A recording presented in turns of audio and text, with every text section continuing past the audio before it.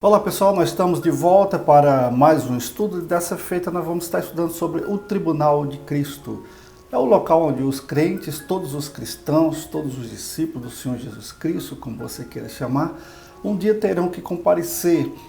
Paulo diz que o juízo de Deus começa pela casa de Deus, então nós vamos sim prestar contas, nós não estamos vivendo pela graça, mas de maneira aleatória, de qualquer jeito, de maneira que como nós entendemos que devemos viver. Não, nós vamos seguir as regras do Senhor, nós vamos entender que Deus nos chamou para produzirmos muitos frutos, Ele nos chamou para a santidade, Ele diz, vós sois a luz do mundo, o sal da terra. Nós precisamos realmente fazer a diferença. Então, haverá um tempo quando nós vamos prestar contas diante desse tribunal que é chamado Tribunal de Cristo. Agora tem um detalhe, esse tribunal não é para a perda de salvação, ou seja, não estará sendo julgado a nossa salvação, não está levando em conta quem vai entrar no céu e quem não vai entrar no céu, apenas a recompensa para os servos fiéis, conforme a parábola que nós vamos estudar mais adiante, ok? Eu sou o pastor Montefusco, você está no canal Mensagens Bíblicas Ilustradas. Se você ainda não é um inscrito, se inscreva, deixe o seu like e compartilhe. Vamos para o estudo. Escatologia, como nós já sabemos, significa a doutrina da consumação dos tempos e da história. Na aula anterior, nós estudamos sobre a parte introdutória e os sinais que antecedem a vinda de Cristo. Nessa aula, nós vamos estudar sobre o Tribunal de Cristo.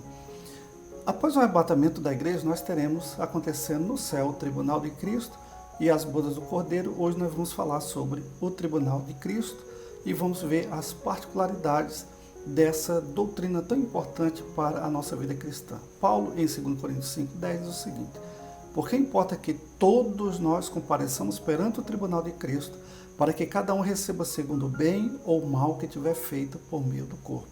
Inicialmente, é bom a gente frisar que o Tribunal de Cristo não tem nada a ver com o trono branco. O trono branco é o juízo final para os incrédulos. O Tribunal de Cristo se trata da prestação de contas dos cristãos, dos seguidores de Cristo, lá no céu. Isso não está se referindo acerca da salvação. O tema salvação não entra aqui. Ou seja, aqui ninguém vai ser condenado mais ao inferno. Aqui é simplesmente para a prestação de contas, para sabermos quão fiéis nós andamos aqui na terra e como nós trabalhamos para Cristo, se a nossa motivação foi realmente aprovada por Deus ou não. É isso que se trata o Tribunal de Cristo. Acerca dos galardões, Mateus, no capítulo 5, diz: bem-aventurados sois vós quando vos injuriarem por minha causa, alegrai-vos e exultai, porque é grande o vosso galardão nos céus. Essa é a promessa de Cristo para os seus seguidores, para que eles não desanimassem, para que eles não retrocedessem, para que eles trabalhassem arduamente, trabalhassem com muita dedicação, porque todo o nosso esforço aqui será recompensado lá na glória eterna. Ou seja, tudo que o cristão faz aqui na terra repercute na eternidade, com certeza absoluta. E temos mais essa base bíblica, Apocalipse 22:12. E eis que venho sem demora, e comigo está o galardão que tenho para retribuir a cada um segundo as suas obras. Agora aqui na parábola de Mateus, no capítulo 25, nós temos uma belíssima ilustração sobre esse tema. Jesus disse: o reino dos céus também pode ser ilustrado com a história de um homem que estava para fazer uma longa viagem. Reuniu os seus servos e lhes confiou seu dinheiro, dividindo de forma proporcional à capacidade deles. Ao primeiro entregou 5 talentos, ao segundo 2 talentos, ao terceiro 1 talento e então foi viajar. A parábola desenrola e essa história vai dizer que o que ganhou 5 talentos saiu imediatamente a negociar e ganhou outros 5 talentos, esperando então o retorno do seu mestre para a prestação de contas. Então o segundo, que ganhou 2 talentos, também saiu, trabalhou e ganhou mais outros 2. Porém, o terceiro, Jesus Cristo diz que esse escondeu o seu talento na terra, porque era um homem preguiçoso, era negligente. E quando o seu senhor chegou para a prestação de contas, então ele deu uma desculpa esfarrapada, mas não colou e o juízo veio sobre ele. E Jesus Cristo, nessa parábola, fala então das recompensas para aqueles que trabalharem de uma maneira honesta, trabalhar de uma maneira árdua, trabalhar de uma maneira séria, fazendo com que tudo que foi entregue, todos os dons e talentos que lhes foram confiados, seja realmente reproduzido em outras vidas. E qual que é a recompensa? Nessa parábola diz o seguinte: o Senhor disse, muito bem, servo bom e fiel. Você foi fiel na administração dessa quantia pequena, agora eu lhe darei muitas outras responsabilidades. Venha celebrar comigo. Veja que essa frase é a frase máxima dessa parábola, é o ápice dessa recompensa que Jesus Cristo há de dar para os seus servos fiéis. Eu acredito que não existe nenhuma outra frase, nenhuma outra recompensa, a não ser o reconhecimento do nosso Senhor, que nós trabalhamos bem, que nós produzimos realmente o esperado. Na parábola, o pessoal que foi fiel, eles produziram 100%. Eles fizeram com que tudo que foi entregue em suas mãos fosse multiplicado. E o Senhor, porém, respondeu, servo mau e preguiçoso, em outras versões, servo mau e negligente. Que não sejamos esse servo mau e negligente. Vamos nos esforçar, vamos trabalhar para que outras pessoas venham a Cristo. Lembra que Jesus Cristo, ele disse assim, ide por todo o mundo, pregue o Evangelho, façam discípulos, discípulos de Cristo, e batize em nome do Pai, do Filho e do Espírito Santo, e ensine a esses novos discípulos todas as coisas que ele, Jesus, nos tem ordenado. Isso é produzir muitos frutos. E agora nós temos aqui algumas ilustrações, exemplos de coroas que serão entregues aos servos de Cristo. A primeira coroa que eu vou destacar aqui é a coroa da vida, que é dada para aqueles que perseverarem, aqueles que não retrocederam, aqueles que não olharam para trás enquanto seguravam lá no arado, enquanto estavam trabalhando, foram firmes, apesar dos pesares, das dificuldades, das perseguições e das rejeições, apesar da timidez, apesar da vergonha, eles enfrentaram todas essas barreiras e ultrapassaram todos os limites para que o Senhor Jesus pudesse receber honra e glória através da sua vida. E aí está escrito em Tiago, feliz é o homem que persevera na provação, porque depois de aprovado receberá a coroa da vida que Deus prometeu aos que o amam. E perseverar, meus caros amigos, irmãos e irmãs em Cristo Jesus, não é outra coisa senão não retroceder.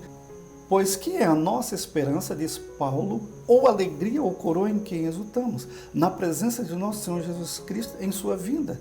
Não são vocês? Sim, vocês são realmente a nossa glória e a nossa alegria.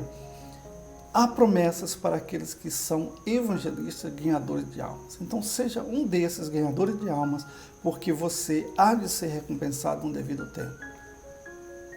E Daniel capítulo 12 diz o seguinte, os que forem sábios, pois, resplandecerão como o fulgor do firmamento, e os que a muitos conduzir à justiça, como as estrelas, sempre e eternamente. Que sejamos evangelistas incansáveis, fazendo novos discípulos de Cristo, porque uma grande recompensa nos é garantida. A coroa incorruptível por fidelidade. Não sabeis vós que os que correm no estádio, todos, na verdade, correm, mas um só leva o prêmio? Correi de tal maneira que o alcanceis. Todo atleta em tudo se domina, aqueles para alcançar uma coroa corruptível, nós, porém, a incorruptível. Quando Paulo diz correi de tal maneira que alcanceis, é segundo as normas, segundo as regras, não descuidando, vigiando, estando cuidando da nossa vida espiritual, mental, física. De maneira geral, tudo que há em nós vem do Senhor e precisamos retornar para Ele sempre em melhor qualidade. Lembra da parábola? Aqueles que foram trabalhadores fiéis, eles multiplicaram tudo que Deus tinha confiado. Então, os dons e talentos, a sua vida, a minha vida, tudo isso deve ser administrado de tal maneira que o Senhor receba honra e glória. E a coroa da justiça, está lá em 2 Timóteo. Já agora a coroa da justiça me está guardada, a qual o Senhor, reto juiz, me dará naquele dia, e não somente a mim, mas também a todos quantos amam a sua vinda. O que nós vemos aqui, irmãos, é que tem muitos cristãos que não querem que Jesus Cristo volte de jeito nenhum, que eles não querem o retorno de Cristo, porque estão muito apegados a esse mundo, aos prazeres transitórios dessa vida, e estão adiando ao máximo, se é possível adiar, mas pelo menos no seu coração, na intenção da sua alma, eles querem que Jesus Cristo demore o maior tempo possível para que eles possam desfrutar um pouco mais das alegrias desse mundo. Vamos falar agora da coroa da glória. Ora, logo que o Supremo Pastor se manifestar, recebereis a inacessível coroa da glória. Isso aí está falando para os Pastores, os servos de Cristo, aqueles que estão à frente do rebanho, cuidando desse rebanho, não como se fosse dele, mas como o rebanho de Cristo, ao qual nós vamos prestar conta no último dia. E para aqueles que forem realmente líderes fiéis, responsáveis, que fizeram tudo para que o seu Senhor fosse exaltado através da sua vida, do seu ministério, eles serão recompensados. Agora também é dito que perdas serão sofridas. Veja esse versículo. Tenham cuidado para não perder aquilo que nos esforçamos tanto para conseguir. Sejam diligentes a fim de receber a recompensa completa. O que João está dizendo é que aquelas pessoas que eles haviam conquistado para Cristo, haviam discipulado, elas precisariam perseverar para que também fossem elas ganhadoras, recebedores desse grande prêmio, dessas recompensas celestiais. Algumas pessoas perderão galardões, perdas serão sofridas, não a salvação, mas apenas as recompensas. É isso que está se tratando esse trecho e do tribunal de Cristo também. Em 1 Coríntios 3,15 o apóstolo Paulo diz: se a obra de alguém se queimar, sofrerá ele dano, mas esse mesmo será salvo, todavia, como que através do fogo. Veja, salvação está garantida, os galardões nem tanto. Mas nós queremos a recompensa completa.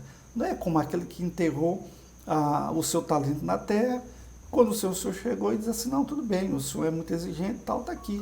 O que o Senhor me deu, eu estou devolvendo. Mas o Senhor disse: não foi para isso que eu te salvei. Eu quis que você trabalhasse duro, trabalhasse de maneira que fosse responsável naquilo que você estava fazendo. Porque eu te confiei esse dom e talento para que você produzisse outros frutos na vida de outras pessoas. Porque tem alguns que dizem assim: não, eu sou salvo mesmo, estou tranquilo, basta eu entrar no céu, não precisa de recompensa maior do que a vida celestial. Esse é um pensamento muito tacanho, de quem é muito negligente na obra, porque o verdadeiro servo de Deus, aquele que foi alcançado pelo grande amor de Cristo, ele não se contenta simplesmente em ficar de braços cruzados esperando o céu chegar. Ele quer produzir frutos que enalteçam o seu Senhor. Vimos nesse estudo que após o arrebatamento teremos no céu o tribunal de Cristo, onde cada seguidor de Cristo prestará contas a ele. No próximo estudo, nós vamos estudar sobre as bodas do Cordeiro. Que Deus continue te abençoando e até o próximo estudo.